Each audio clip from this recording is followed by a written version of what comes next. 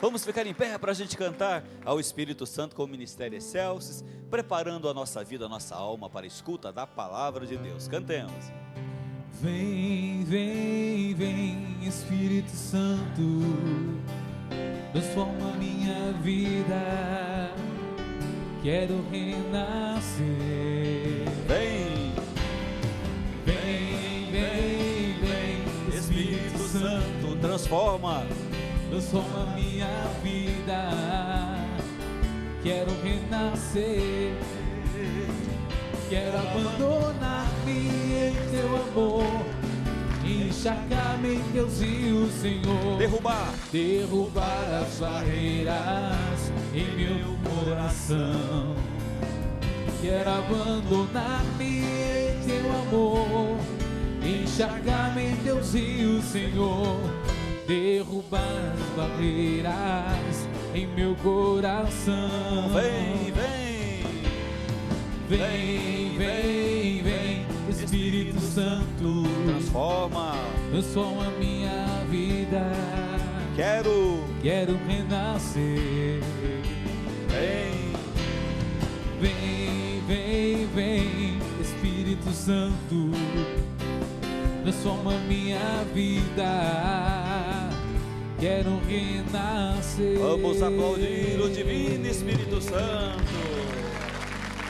Obrigado, meu Deus. Pode se sentar, meus irmãos, minhas irmãs, queridos amigos da Pastoral da Pessoa Idosa. Você está nos acompanhando nesse dia tão especial em que comemoramos 10 anos dessa pastoral no Brasil. Você está acompanhando todo o trabalho dos coordenadores da pastoral, a irmã Terezinha e tantos aqueles que estão aqui hoje, partilhando com você essa experiência. E eu fiquei feliz de ter sido convidado para trazer a palavra de Deus para você que está em casa e para você que está aqui neste domingo. No período da manhã, nós falamos já um pouquinho sobre o Templo de Jerusalém, lembram? Porque hoje, dia 9, a gente comemora a festa da dedicação da Basílica do Papa, lá em Roma, Basílica de São João do Latrão, primeira igreja construída no mundo. E eu falava do Templo de Jerusalém, que Jesus foi apresentado lá quando ele tinha 40 dias, que ele ficou entre os doutores naquele templo, quando ele tinha 12 anos, frequentava sempre o Templo de Jerusalém, quando ia a Jerusalém, e Jesus tinha um grande respeito e um grande carinho pelo templo. Mas falei também que um dia Jesus chegou lá e viu aquela bagunça no templo. O que Jesus fez? Ficou feliz com aquilo? Não, ficou nervoso, pegou um chicote, derrubou tudo e falou: não façam da casa de Deus um lugar de comércio, de bagunça, essas coisas que não agradam a Ele. E depois, o próprio Jesus, Deus vivo conosco, o templo, ele, o templo vivo de Deus conosco, começou a andar pela Galileia, pela Samaria, pela Judéia, fora da Terra Santa também, levando ele próprio como Deus, essa palavra evangelizadora a todas as pessoas. Por quê? Porque muitas pessoas não podiam ir a Jerusalém, e outras pessoas eram proibidas de ir. Pessoa que era samaritana, uma pessoa muito pecadora, era excluída daquele templo, daquele lugar geográfico, daquele templo construído com pedras. Jesus, Deus vivo, começa a ir atrás das pessoas. E antes do almoço, eu falava de algumas situações, se lembram? Jesus lá na Samaria, pediu água para aquela mulher, e aquela samaritana perguntou: Jesus, como eu faço para adorar a Deus, para rezar diante de Deus? Porque eles falam para nós que Deus mora no templo de Jerusalém, mas eu sou uma grande pecadora, não posso ir lá. Como é que eu faço, Jesus? Eu nunca vou ter essa oportunidade de conversar com Deus? Aí Jesus falou: não, Deus sou eu sou agora esse novo templo, sou eu que estou conversando com você. Você não precisa ir mais a Jerusalém, eu vim até você.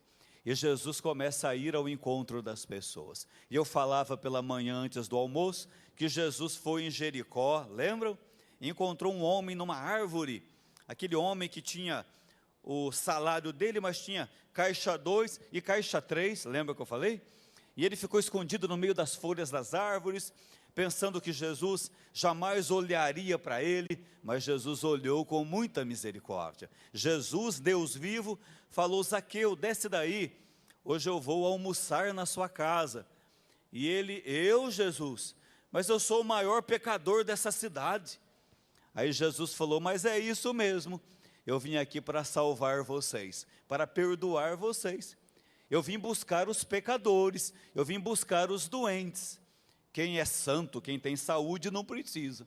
Vamos lá, Zaqueu, eu vou almoçar na sua casa. E aí terminei antes do almoço, para você que está ligando a TV agora, dizendo que Jesus passou pela cruz, pela paixão, pela morte, ressuscitou. E 40 dias depois da sua ressurreição, ele reuniu quantos apóstolos, gente? Oh, mas não eram 12? Um tinha morrido, Judas, né? Tinha vendido Jesus, é verdade. Então ele reuniu os 11 e falou assim: agora eu vou para o céu, eu vou enviar o Espírito Santo sobre vocês daqui 10 dias, em Pentecostes, e aí, gente, vai ser a vez de vocês. Até agora vocês me acompanharam, aprenderam, fizeram toda a capacitação, não é assim, na pastoral da pessoa idosa? Capacitação dos líderes, na pastoral da criança também.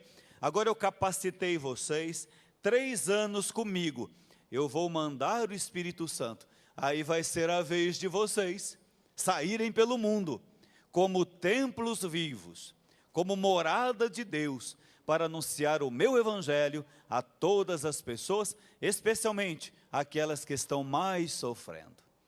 São Paulo, escrevendo na primeira carta aos Coríntios, vai nos lembrar de que nós somos um templo vivo de Deus.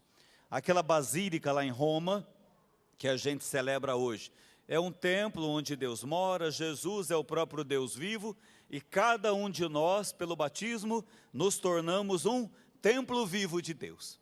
Comigo aconteceu já há um certo tempo, já faz 47 anos que eu sou um templo vivo do Espírito Santo, desde o dia 13 de julho de 1967, foi o dia do meu batizado, tá vendo? Você sabe o dia do seu batizado? Sabe, né? Então, no dia do seu batismo, foi o dia em que você se tornou um templo vivo, onde Deus mora. Por quê? O Espírito Santo desceu do céu e passou a habitar em você. Tem gente aqui que já é templo de Deus há 70 anos, há 80, há 60, eu já faz 47. O tempo vai passando, né, gente? Então, no nosso batismo, nos tornamos templos vivos. São Paulo aos Coríntios, capítulo 3, versículos 9 e seguinte, diz assim: nós somos operários com Deus, vós o campo de Deus, o edifício de Deus, segundo a graça que Deus me deu, como sábio arquiteto, lancei o fundamento, mas outro edifica sobre ele. Quanto ao fundamento, ninguém pode pôr outro, diverso daquele que já foi posto, Jesus Cristo. Não sabeis que sois o templo de Deus e que o Espírito de Deus habita em vós? Se alguém destruir esse templo de Deus, Deus o destruirá, porque o templo de Deus é sagrado, e isso sois vós. Vós sois um templo sagrado. Vós não sabeis que o Espírito Santo habita em vós? Eu coloquei o alicerce em vocês.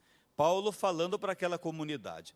Eu construí o edifício, a igreja, o templo que é cada um de vocês.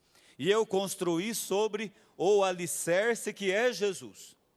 Que ninguém construa sobre outro alicerce. Vocês estão edificados sobre Jesus. Jesus falou no Evangelho de Mateus: construam a casa sobre a rocha, não é? Insensato é o homem que edifica a sua casa sobre a areia. Vão vir ventos, tempestades e a casa vai cair.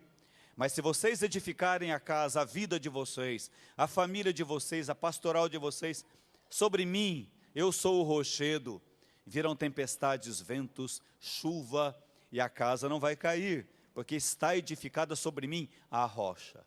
Então São Paulo lembra que nós somos esses templos vivos.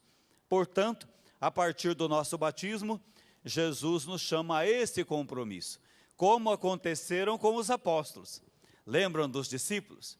Depois de Pentecostes, eles passam a ser a presença viva de Deus no meio onde eles viviam.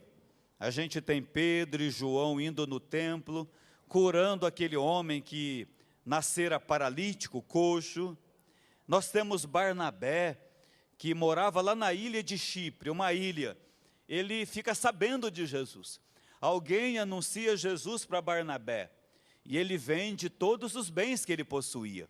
Vai lá para Jerusalém e entrega o dinheiro de tudo que ele tinha para os apóstolos. E se coloca à disposição Barnabé, é batizado. E aí Barnabé é enviado para Antioquia, na Síria, uma cidade onde os cristãos estavam aumentando bastante. A messe era grande, operários poucos. Os apóstolos falaram: Barnabé, agora você recebeu o Espírito Santo, você está batizado, vai lá para Antioquia anunciar a palavra. E Barnabé, templo vivo de Deus, deixou a sua terra, Chipre, uma ilha, foi para Jerusalém, batizou-se, recebeu o Espírito, foi evangelizar em outro país, na Síria. E chegando lá em Antioquia, diz a história, Barnabé viu aquela multidão, e Barnabé pensou: como é que eu vou fazer para dar conta disso? É como vocês, da Pastoral da Pessoa Idosa, lá na comunidade, no bairro, na paróquia, tem 200 idosos para serem visitados, e são 5 pessoas da pastoral. Como é que vai fazer, não é? A messe é muito grande, operários são poucos, precisa chamar mais operários. Barnabé, vendo aquela multidão, e vendo a sua limitação em atender todo mundo, se lembrou de uma coisa maravilhosa, se lembrou de Saulo. Saulo, que foi chamado no caminho de Damasco. São Paulo, conhece a história, não é? Ele foi curado por Ananias em Damasco, e depois ele foi lá para a terra dele, para Tarso. Ficou 3 anos lá na terra dele, na casa dele, refletindo, pensando, mudando, se convertendo. Mas aí Barnabé pensou assim: eu tenho que ir lá chamar Saulo, eu preciso de mais gente. Ele vai lá e chama Saulo. Paulo, teve o seu nome trocado para Paulo. E Paulo vem, e aí vocês já sabem o que acontece.